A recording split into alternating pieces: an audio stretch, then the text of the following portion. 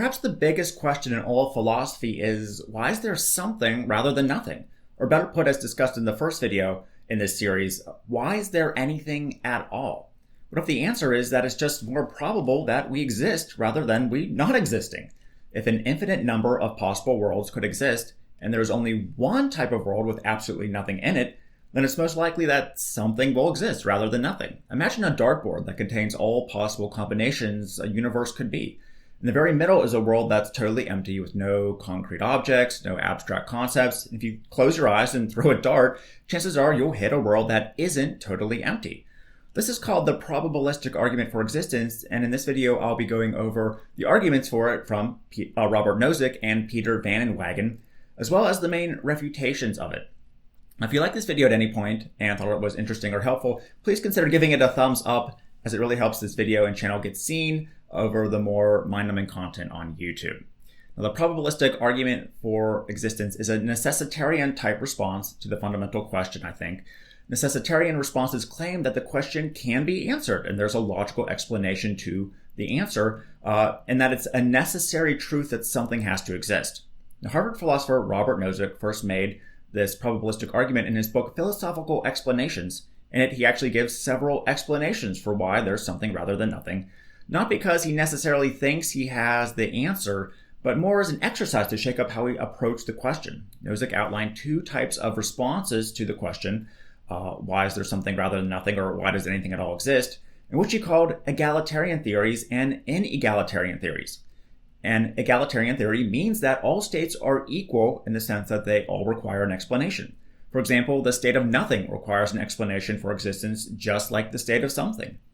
An inegalitarian theory means that only some states need to be explained, while others are treated as a natural state.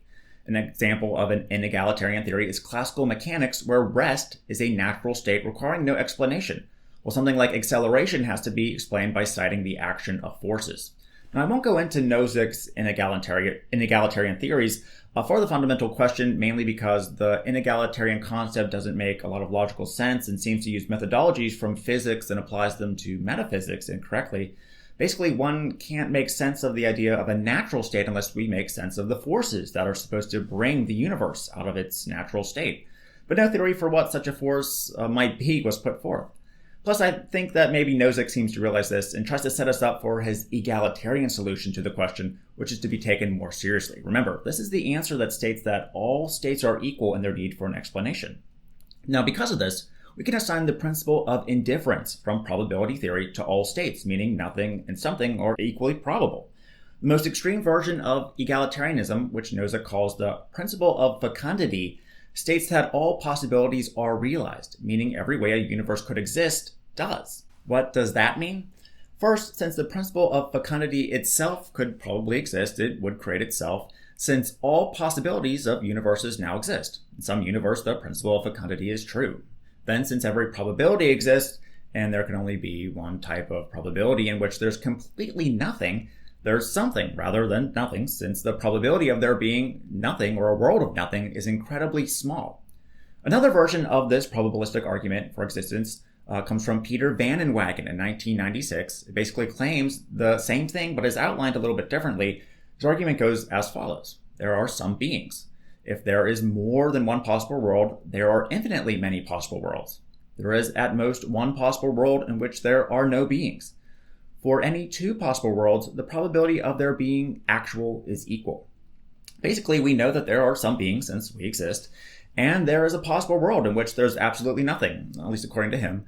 Both of these can equally exist. Plus, if there's more than one possible world, which there is, there can be infinitely many possible worlds. Therefore, it's more likely that something exists rather than nothing.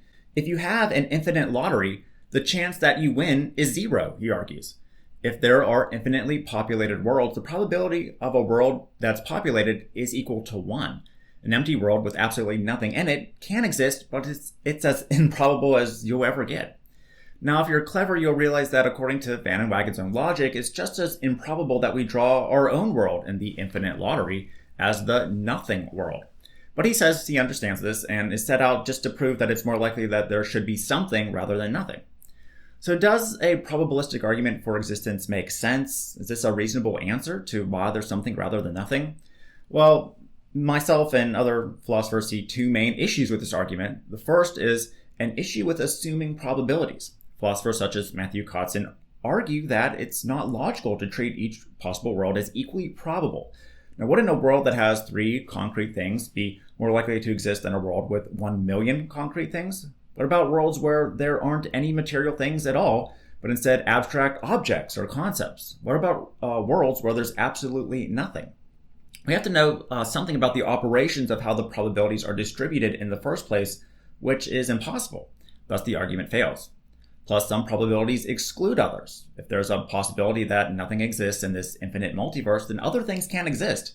You can't have one universe of nothing and then one universe of something, because that cancels out the universe of nothing. Nozick acknowledged this issue and suggested that these universes could exist in independent, non-interacting realms.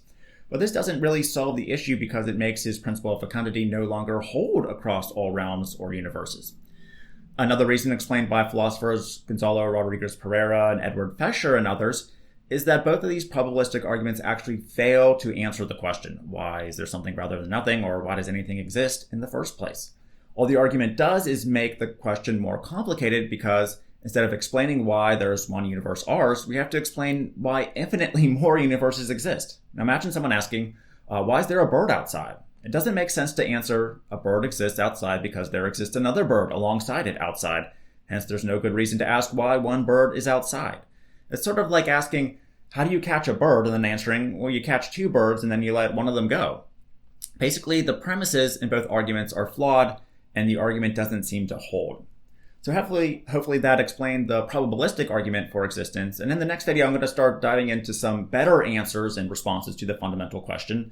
But this was one you hear come up a lot and wanted to go over it. And if you liked this video at any point or thought it was helpful, again, please make sure to consider giving it a thumbs up, as this help gets the video seen, and make sure to subscribe for more videos like it using the link in the description, including the next video in this series on existence.